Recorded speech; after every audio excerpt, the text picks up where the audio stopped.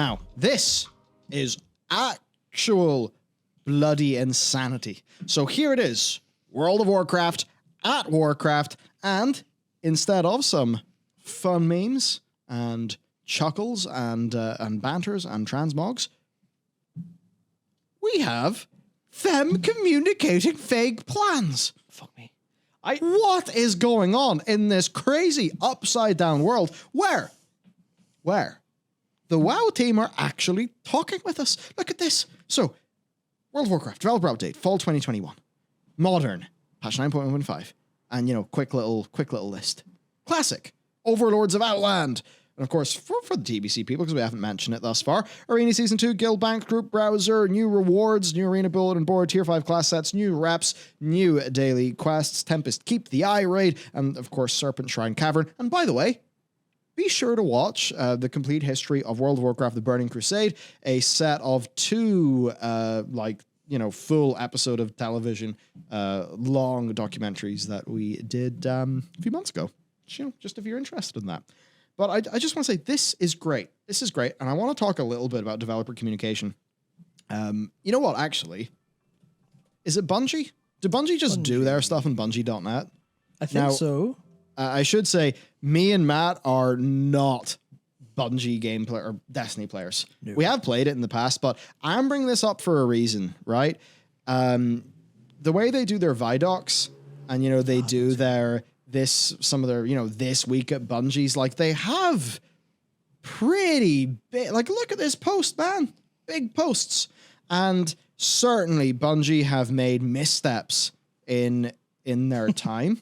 Lots of them. But, look, this week at Bungie, this week at Bungie, this week at Bungie. And, you do get the this week in Warcraft. They do some little Twitter posts and things. But, they're just saying, oh, hey, this week it's this, event and this event and that event. But if you actually, look into some of these, this week at Bungie, we're talking weapons. And apparently, this is the last this week at Bungie of the season, because Destiny is a seasonal game. And, they do a full big, like, loads of notes, lots of talking, lots of insight. You can disagree with some of the things that Bungie does for Destiny, but you can't really knock them for actually explaining those changes to you. And, you then look at Destiny 2 and some of the, I think it's Vidocs that they call them, that they do. And it's just pretty intense stuff. It's a lot of communication. And I just say, look, Blaze, with World of Warcraft, hey, you're Blizzard Entertainment. You are not a multi-dollar company, as much as, some of us will laugh that you guys feel a bit budget sometimes. You can afford staff. Sometimes, they just get fired in big unceremonious waves, meaning that people like, say, Caden, who are great for community outreach and things like that, are now doing great work for one of your competitors. So, whoops, your loss. But you can afford the staff. You can afford the staff. Why aren't you doing stuff like this? I don't know. Maybe they're not set up. I certainly know, like, I've had chats with Laura before. He seems like a good guy. He really does care. He did, in fact, come from the community. He was a fellow YouTuber back in the earliest days of me doing things, and he'd been doing, stuff for a lot longer. He gets it. He does get it, right? And so I think that there are smart people, there are good people in that community management team that know what needs to be done. I just feel like they haven't been granted the resources, and there has been a bit too much corporate red tape. Now, of course, Bungie are an independent studio, right? They're not owned by anyone. I think NetEase did have a very big investment in them, but, Bungie gets to do what Bungie wants to do. There's not all the layers of bullshit, it seems anyway. If World of Warcraft was able... could you guys imagine? It doesn't even need to be this week at Bungie. Imagine it was just this month at Warcraft, and you'd have... little posts on some topics from the developers explaining, okay, we shipped this, we got this feedback, here's what we want to do, thinking about a future patch in response to that. Just stuff like that would be great. And, more posts like this Twitter post where, you know, as much as people do meme and clown in the roadmaps, because it was very much seen as, oh yeah, you launched Fallout 76, it was a bit of a clown fiesta, and then you gave us a roadmap, or you launched Anthem, it was a clown fiesta, you gave us a roadmap. Now Jim Sterling is saying roadmap in the same intonation as AAA, and everyone laughs at roadmaps forever. And I'd say that in a live game, like something like World of Warcraft, a roadmap is actually a great thing if it's done well. And it's fine if the roadmap changes in the future. It just needs to be communicated well. But at least if there's the communication, that just, I mean, to the players, it makes them really feel like the developers have got their finger on the pulse, and that's good. And it's funny, a lot of people were sending me messages of like, hey, why hasn't Grugthok, Ian's character, logged in, you know, many days? Because Ian hasn't logged into WoW in ages. Here, I think it might be because he's been busy. Maybe. You know, big blog posts coming out, developer updates, things like that. Stuff's going on. So that's that. And I imagine this is by no means the end of the changes for patch 9.1.5. Definitely not, because a game designer on World of Warcraft, Jackie Wiley, has retweeted the update from the Warcraft dev team and said, and it's just the beginning. Jackie Wiley. So Here we go. It's the Twitter of Jackie Wiley. And, oh, good. It's not one of the... There's one or two Blizz-related people who have got me blocked, and it would be really awkward if I went here and I was blocked. So Jackie here says, that's just the beginning. Yep. And, you know, there's multiple things there. Of course, the blue heart, it's good to see that. That's just the, you know, the little symbol of the ongoing movement to clean up Blizzard. So it's good that it's, you know, it's not just the game, it's the other things at Blizzard that are also being cleaned up and fixed. You know, again, we're going to take the word of staff in this one, and not the word of, you know, Big Bobby K himself. But yeah, and this is just the beginning. So perhaps we can expect further things, and that is why, you know, whenever we did videos like this one, you know, this is supposed to be, you know, 36 easy wins for 9.1.5. If some of those are easy wins, maybe they can be made. Maybe there is enough time. So this was our list of 36 easy wins. Do you have a list? Do you have a list of easy wins? If so, tell them. Tell them, because it seems like we're catching them at a period here where they are a lot more willing to listen, where they perhaps have been forced to swallow a lot of pride.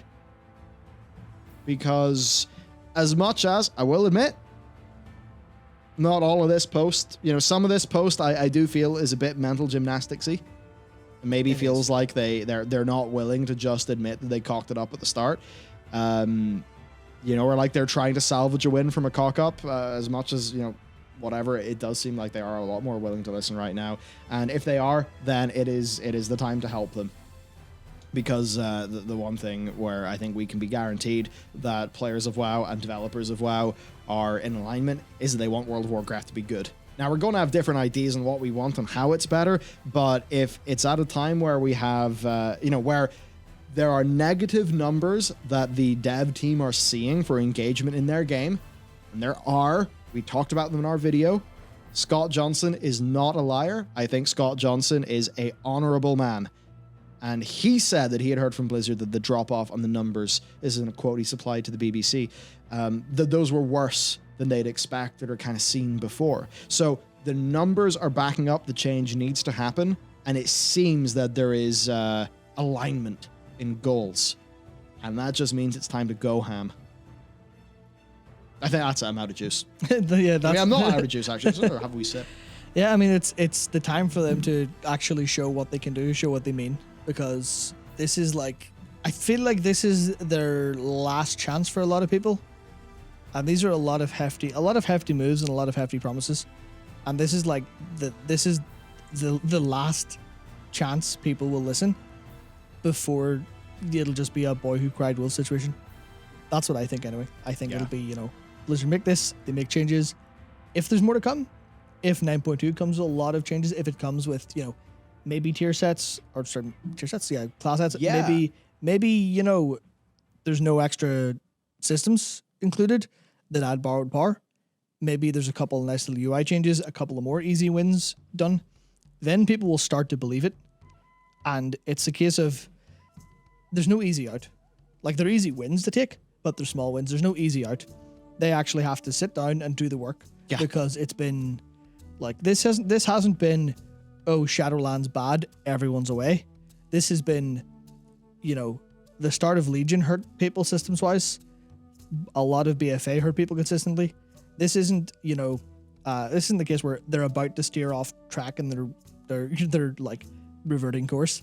This is, they are way off track, and they have a substantial amount of ground to cover to get back to where they started. But this is the start, and they need to actually continue. And that's what I think the most important part will be. I believe it was, let's see. It was Justin something. Yeah, Justin Russell asked, where is the best place for people to tell Blizz their lists? It would help a ton of people.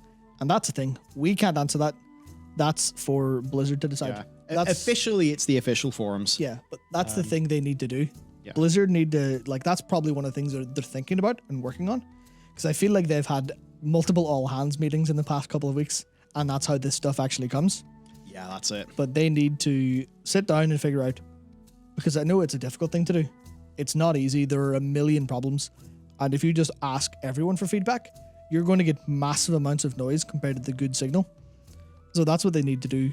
Maybe not next, but at some point, is figure out the perfect place. Like, how do we actually get feedback in a way that's manageable? How do we hire the staff to sift through the feedback, understand it, and deliver the best feedback to our staff and get it that way?